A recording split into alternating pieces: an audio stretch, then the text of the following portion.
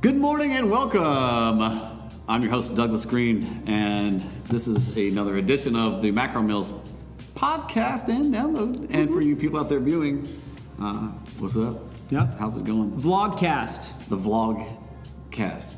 And as always, joined by the none other multi-hat wearing Mr. Josh Rice. Whee! Without a hat on today. Forgot my hat today. Yeah. I just have too many to choose from. I couldn't choose. So, on today's show, what we're talking about as the topic is overeating. I don't have that problem. I'm actually a perfect human being, actually. Right.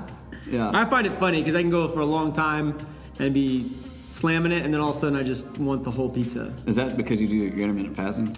Maybe. It might have to do with intermittent fasting, and also just like training cycles. Sometimes when you go hard, also it's a emotional thing. Yeah. You know, if you had a bad day, you just want to slam some food. Yeah, that's kind of part about some of our topics here. Right.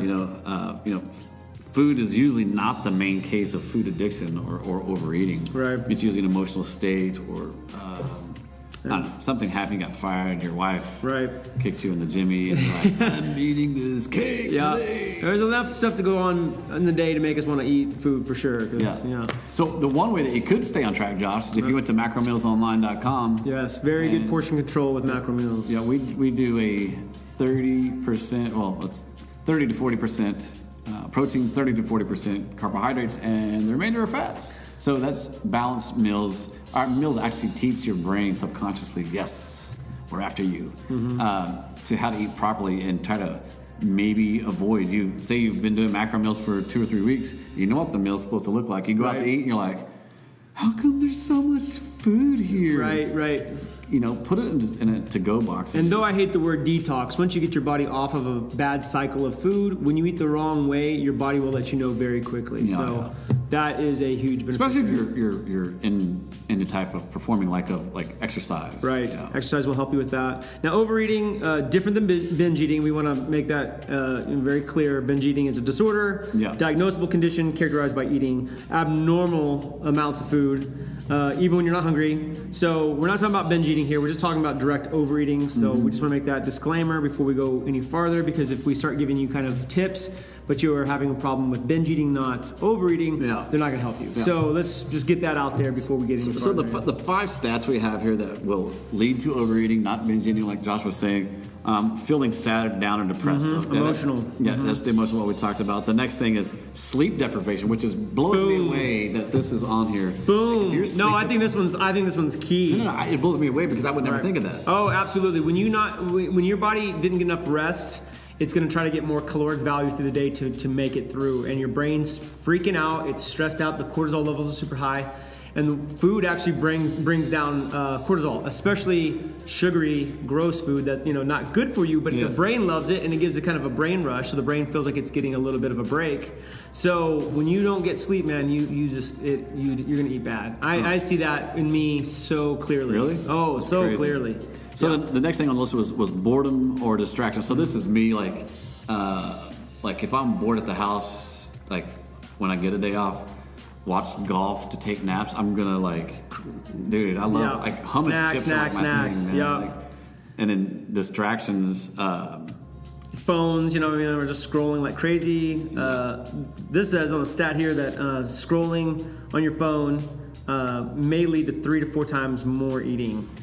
People who are not focused on a task. Well, it goes back to portion control, and they say when you're watching TV and you have a bag of whatever, you tend to eat more because you're not cognitively focusing on what you're doing. I saw a study one time, and I don't know where I'd find this if I could Google it, but you know what else you could Google? Macro Meals online and find out why we're Tulsa's #1 meal delivery service. But anyway, back to what you were saying, John. Ultimately, they took a group of people, they let them get real hungry, they had them eat the food, and then 30 minutes later asked them what they had to eat, and they were off by 60% on average. That's crazy. They did not remember. They blocked it. They weren't focused. So that was we use that when we train our nutrition classes to say either you need to journal your food and write down exactly what's going in your mouth, or you need to take a picture of it before it goes into your mouth, so at the end of the day you can observe what you actually ate. Because I hear people all the time, how are you eating? Oh, I'm good. It's good. If I follow them around, I know for sure it's like, oh, you forgot about that. You forgot about that.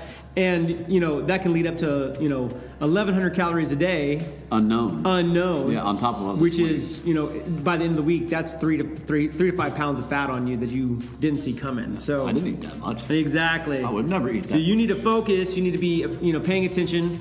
I say, that's the discipline of eating when it's time to eat, not when you get hungry. Mm-hmm. Like if I'm just hungry driving around, I'm just like quick trip for a second. Grab something, not focused, bang, bang, bang, don't know what I'm eating. But if I know each day what I'm preset to eat, that helps. That's the beauty of macro meals. Yep. You're actually planning the day. The day's not planning you. Yeah, exactly. So the next thing on here was dehydration. And this is a big one for me. If I know if I haven't had enough water, and I know that Doug has to drink a gallon of water a day. If I haven't done my gallon of water and I feel a hunger pain, I know exactly what I need to do. Go pound say 12 ounces or 24 ounces, and I'm like, I wasn't. You're making me thirsty. Oh yeah. Cheers, Josh. Cheers. Cheers to water. So yeah, so drink your water, man. So sometimes those hunger pains aren't actually you being hungry. You just consumed breakfast 2 hours ago and now you're hungry. Well, let's think. Did we have coffee? Did we have tea? Did we have juice? Yes, you did. Yeah. But it's not. I saw, by the way, the most amazing meme on hydration the other day. And I've seen this before and it always reminds me, but I love scrolling through Facebook and then these little health, benefit things will show up.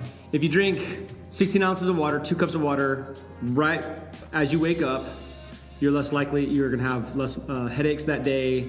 Your brain will work a certain percentage better, all sorts of things. The lights come on for me. Even if I'm drinking coffee too, water with coffee, lights come on. So, I get up at, anywhere from 3:30 and 4. Mm-hmm. So I always have water or something. Does it spike the nervous system or what is it? You get your brain, it just awakens the organs. The whole body is using water. So it just kind of putting the right fuel in the body right away to start getting the circulation flowing. And dehydration causes inflammation and bad circulation. Yeah. Thus the brain's going to be fighting for oxygen. You get some hydration in there, you're gonna accelerate that. Yeah. Now the thing that blew my mind though is if you go to bed, right before you go to bed, if you have, I think, 8 ounces of water, the likelihood of having a heart attack or stroke decreases exponentially. It's insane. Crazy. And then, of course, right before you eat some food, if you have 8 ounces to 16 ounces of water, you'll eat less. Well, it's digestive. Exactly. I'm like I wake up in the morning, I don't do human beings for the first hour, but I hit the alarm's going off at 3:30. I'm like, who is the sick freak that set the alarm? Sarah. It was me. It was me. So if I just slam some water when I wake up, get you going. Yeah. Yup. And then snacking unhealthy will lead to a person to consume more of these types of foods. Bad foods. And also not just snacking it, but having it out. We saw a study recently. Just get it out of your line of sight. Yeah. If you have junk food in your house, make it in a hard to reach spot. Don't keep it on the counter. You're more likely to eat it, of course, unconsciously if it's just laying around in easy access. And then reverse of that, put the good stuff out on the counter. Put the good stuff out. My house, you always have apples, nuts lemons, and seeds. Yeah, we always have that out. Yeah, have the good stuff out and hide the bad stuff, or just throw it away. I know a lot of people had a hard time with just chuck it. And then order macro meals. And then you don't have to worry about crap in your pantry. Anyway, so I have a cool quote here from, I don't know how to say her last name, Laura Hussein. Food is usually not the main cause of food addiction. Yes. Food is usually not. It's usually not the main reason for it. It's all sorts of other reasons.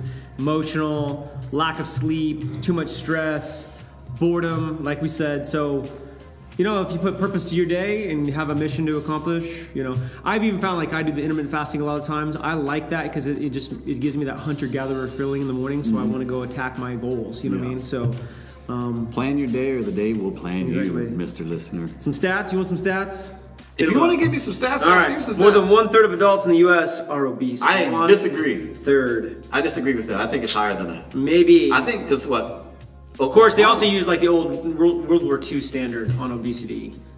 So yeah, there's so many different. There's some variables there. Let's say for statistics purposes, 1/3. Third of you. So you're riding in a car. There's 3 of you. That guy in the back seat's obese. There you go. 17% of children and adolescents aged 2 to 19 years are obese. And I think every year these are just going to go exponentially higher. Many people who binge eat tend to snack frequently. Excess snacking increases weight. So, let's just try to snack less or snack on the right stuff. Yeah. Maybe in a future podcast we talk about snacks. Yeah, you guys got some snacks. Yeah, we got some pretty snacks. Protein snacks. That's the other thing I always tell people, chase protein and fiber. If you're eating enough protein and fiber, you're not gonna be hungry because your body's still working on that protein and fiber. And plenty of water, of course. Yeah, hydration. So anyway, action item here. Evaluate how hungry you are before consuming food. Use a scale of 1 to 10. Stop eating when 80% full. So I stop eating as soon as I feel it. I've always kept it that way. As soon as I feel it, stop it. But you know how you could avoid all that?